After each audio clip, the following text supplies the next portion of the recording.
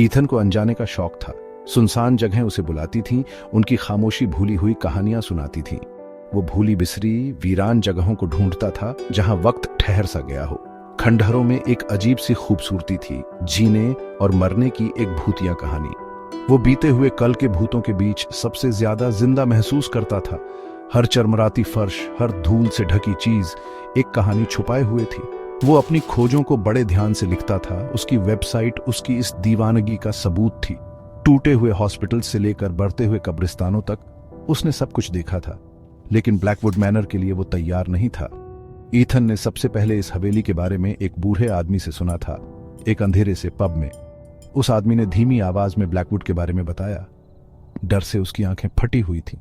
उसने इसे अंधेरे वाली जगह कहा जहां जिंदा लोगों का कोई काम नहीं। ईथन का मन ललचा गया। ब्लैकवुड मैनर एक वीरान जगह पर था, हमेशा धुंध से ढका हुआ। लोग इससे दूर रहते थे, सब डरावनी कहानियां सुनाते थे।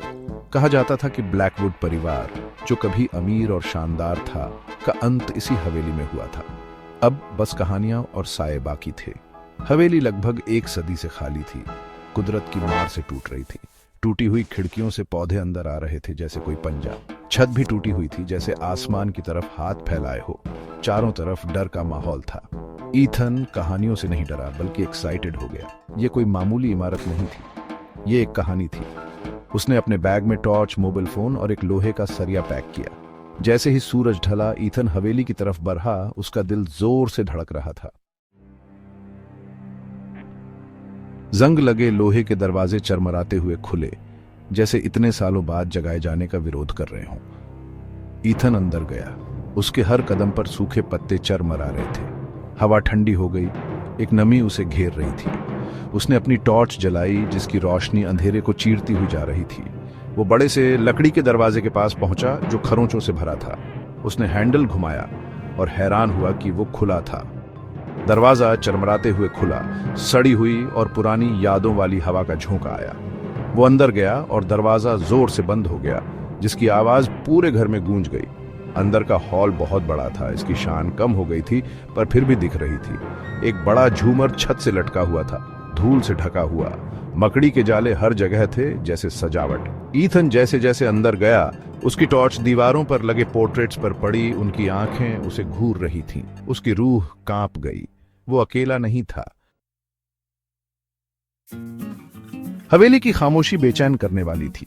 ये सिर्फ आवाज न होने की बात नहीं थी, ये एक भारी खामोशी थी जो उस पर दबाव डाल रही थी, घर की हर आवाज को बढ़ा रही थी। जैसे ही वो सीढ़ियों पर चढ़ा, उसका हाथ जर्जर रेलिंग पर फिरा। उसे लगा जैसे उसने कोई फुसफुसाहट सुनी। वो रुका, ध्यान से सुना। फुसफुसाहट फिर आई, बहुत धीमी, जैसे दीवारें बात कर रही हो। ये दूह, गुस्से और एक पुराने जख्म की कहानी थी। ईथन ने घबराकर अपनी सांसें रोकी।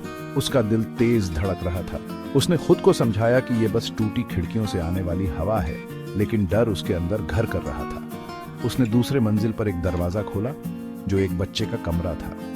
एक घोड़े का खिलौना कमरे के बीच में था। उसके टूटे रंग और बाल भूले हुए हंसी की कहानी सुना रहे थे। जैसे ही वो अंदर गया, उसकी टॉर्च बुझ गई और चारों तरफ अंधेरा छा गया। एक ठंडी सांस उसकी गर्दन पर लगी और एक भारी आवाज उसके कान में बोली, बाहर निकल जाओ। उसने महसूस किया कि एक ठंडा हाथ उसकी कलाई पकड़ रहा है, जिससे वो डर गया। ईथन चीख पड़ा।